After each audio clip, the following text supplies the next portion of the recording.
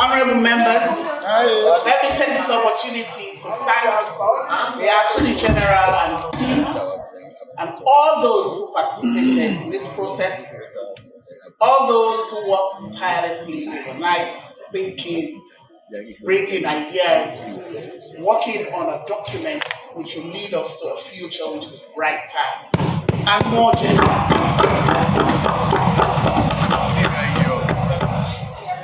The future which will take me to a level where I will stand and say, yes, I am a true citizen of Sierra Leone, in line with the very constitution which we are amending. Article 27 and 15 talk about fundamental human rights without discrimination. Discrimination, sex discrimination from any other issue. Now, as women, if the 1991 Constitution says we should not be discriminated against, and today, some of us are saying no, we should discriminate implicitly, then we are not moving towards the right direction. The PR system, I will start with Mr. Speaker. Section 74, subsection 1 of this amendment transitions us to the PR system. And this transition is taking the women along. Taking the women along, giving more powers to a minority group, but holds majority when you count the number of people in Sierra Leone. We have more women in Sierra Leone. Not true? That's so true. So if we have more women in Sierra Leone, they should be given more powers. Not more than the men, but equal powers. And the PR system is the only system that can give us equal powers. This system translates our votes into representation and quality representation for that matter. I say quality representation because your presence in parliament as a woman is not only determined, or as a man, it's not only determined by your people. The political parties are given a power to decide as well. In first past the post system, it is only your people that will decide whether you will come to parliament or not. And for me, that system does not give any power to the political parties. But in the proportional representation system, you are assessed at all levels. For me, that is the biggest advantage. If it is designed properly by the political parties, they assess you like it was done for us, the SLPP in 2023. We are assessed at constituency level, voted for, most of us, assessed at district level, and assessed at national level by a professional team, an independent team. Is that not so, honourable members? And that is how it should operate. So the voices of your district people are heard. The voices of your national people, the political parties are heard, and the voices of the grassroots heard. In most cases, in 2023, and I am an example because I went through an election and I was voted in. My votes were overwhelming, but that didn't stop the district from assessing me. So if you have a bad candidate, that candidates cannot pass through. Because after the grassroots elections, you are going to be assessed by your people at district level. So I represent Puchong district, and I work within the district, not just my small village. Good. So I'm not a village MP. I am a district MP. Before this time, just past the post will relegate you, and all your talents, all your good works relegated to just that small village, and you are king or queen there. Yes. You are not serving this nation properly because at district level you are not serving. But with the PR system, you are part of that district. I work in Puchong district with people, with young people, with women. All five, we are here as women. I work in Panga where my brother is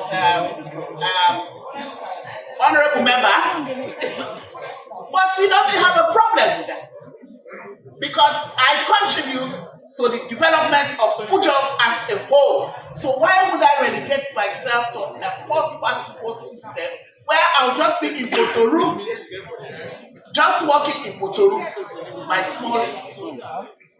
So, Mr. Speaker, honorable members, apart from the advantage that women have in first past the post, advantage of inclusion, the advantage of diversity, the advantage of even youth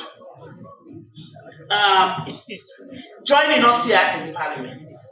The PR system increases, and we have seen evidence that it has increased the number of women and the quality of women that are here.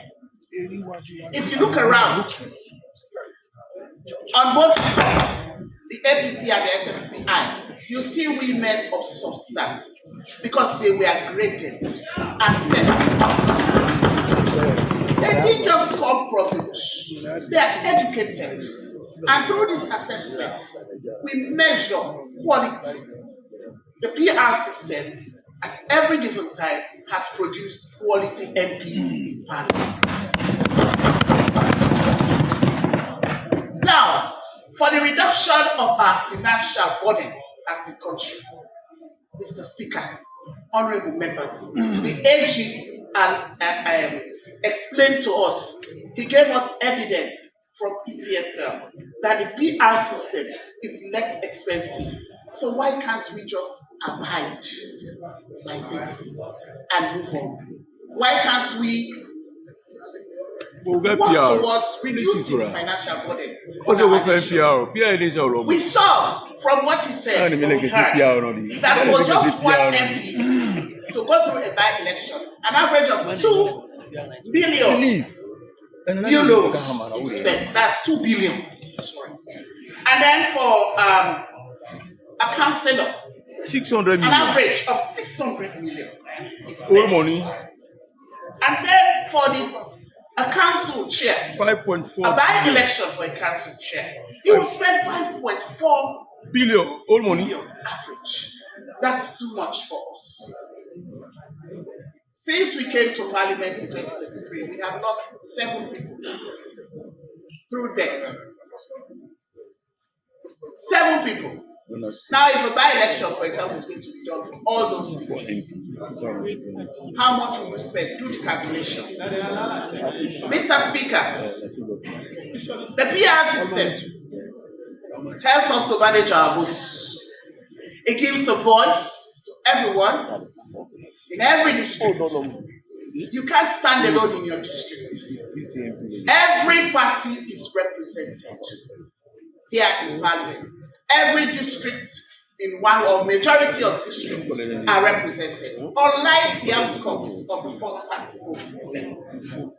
Mr. Speaker, honorable members, as I said before, I represent the Puchong district. And I'm sure it's a pleasure for Puchong people to have me serve them, not just my little village. That's right. Now to party list.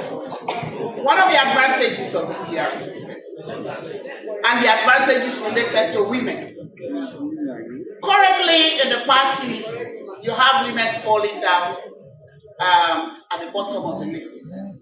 We are happy that at least we have the 30% quota now in the Gateway Act as prescribed in the Gateway Act and the other electoral acts. But we want more. SO2 panel, no want more. We don't want more. So we want to have or see a system which alternates males and females rather than have like 2 males, 1 woman on the list through the super system. If we have 1 woman, 1 man, 1 woman, 1 man, 1 woman, 1 man, I'm sure it will be best for us. But if we can't have that, as Speaker, members of Parliament, we can have safe seats for women. We can have safe seats for women. In some countries in Africa, we even have safe constituencies.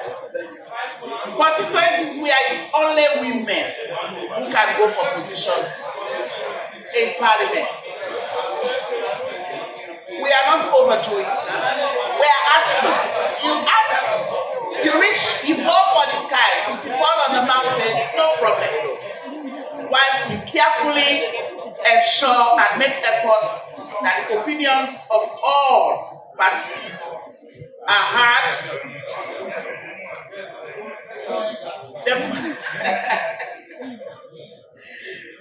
Finally, I'm not done with my debate yet. Mr. Speaker, we would like to see more. The gender language in the bill is not seen. There is no gender language, Mr. Speaker. Everything in our constitution is he. But the law is he.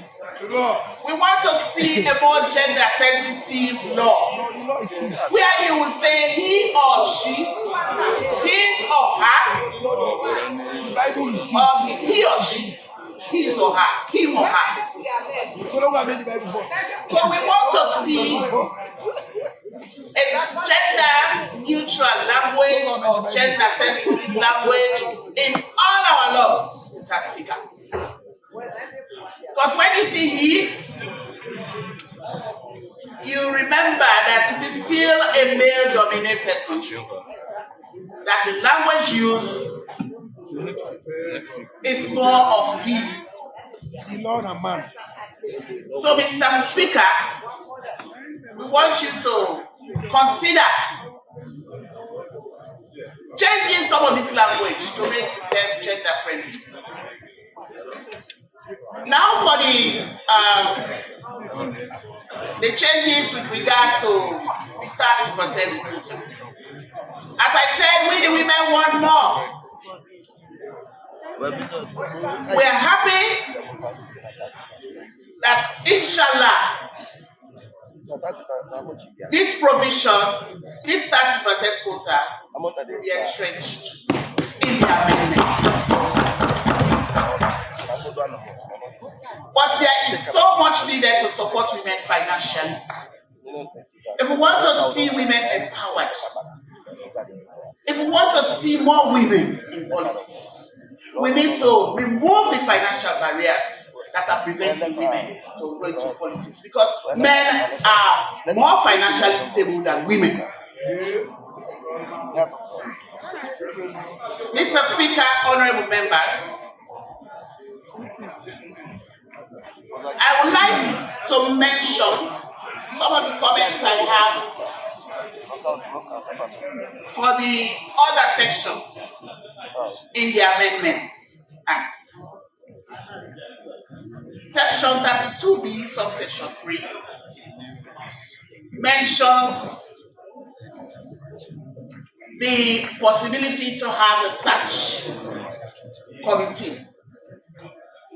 Most of my colleagues here have mentioned their views. I also think that the president should have some autonomy.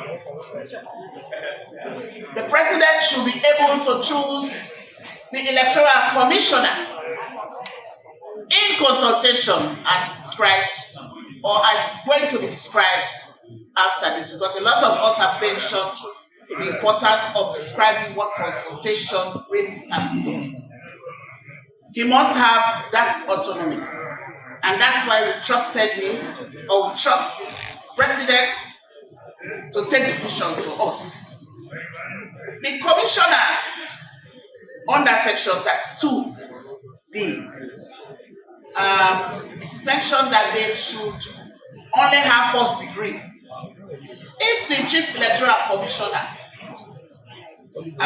is requested to have a master's or a postgraduate degree, why shouldn't the commissioner have a postgraduate degree as well?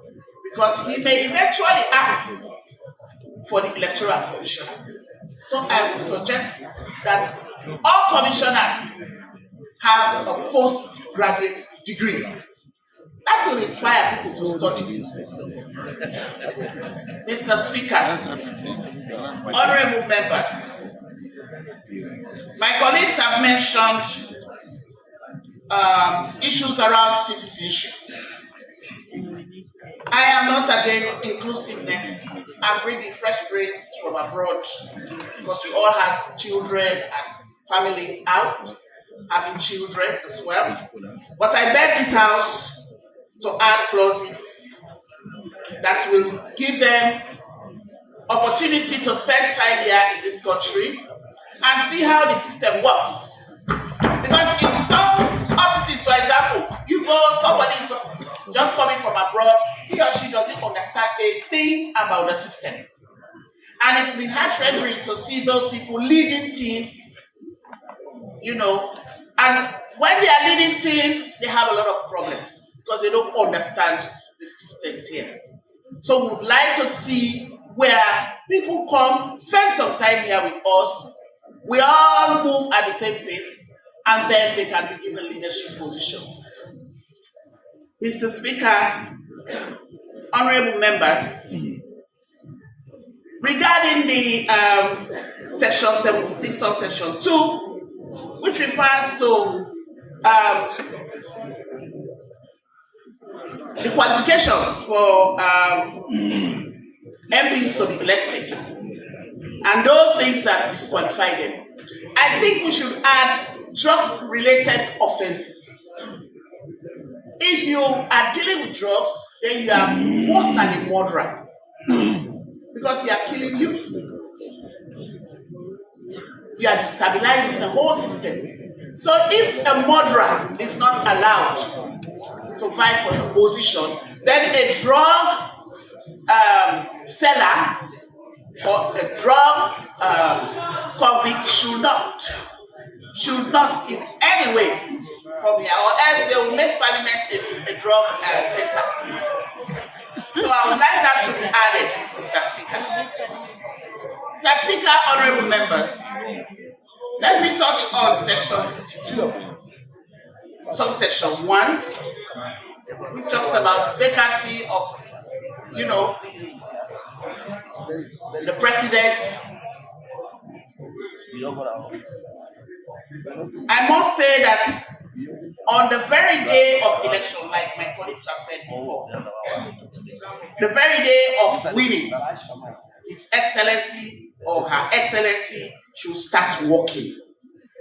We cannot afford to have a day passing without head of state in place.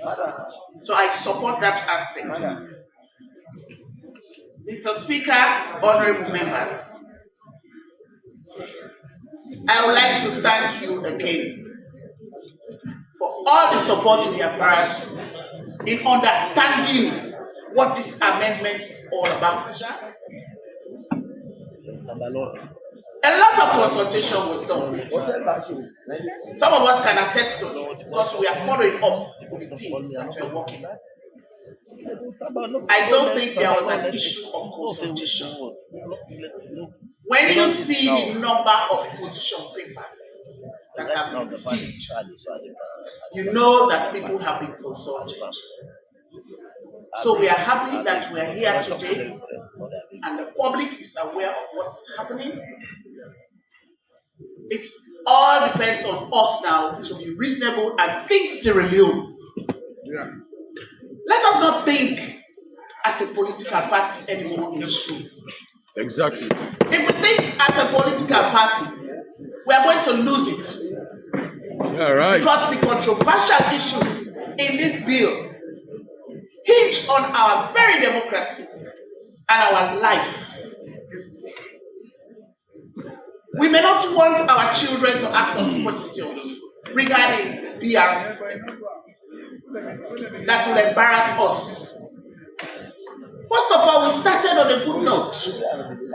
I shouted out for the women of the APC and the women of the SLPP to stand. But the APC didn't stand. But the women of the APC don't feel threatened or intimidated. They didn't stand. If you do not stand, it means you do not support the very essence of being a woman. If